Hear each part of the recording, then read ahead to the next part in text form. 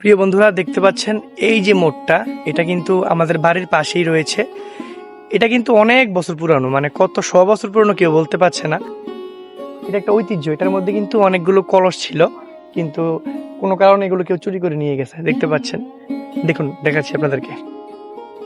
দেখতে পাচ্ছেন এই সেই ঐতিহ্যবাহী মঠ। এটা কিন্তু অনেক বছর হয়ে গেছে। আর এটা হচ্ছে শ্মশান ঘাট, ঠিক আছে।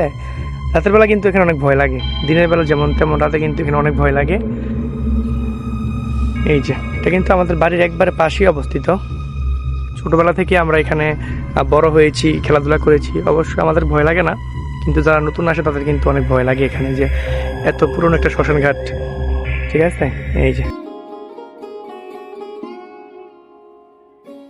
দেখতে পাচ্ছেন আপনারা, এই যেটা হচ্ছে এটার পিছের অংশ।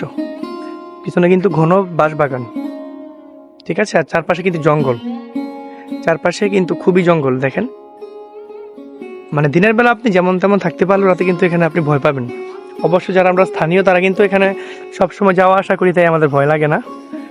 এই হচ্ছে প্রাচীনতম মঠ।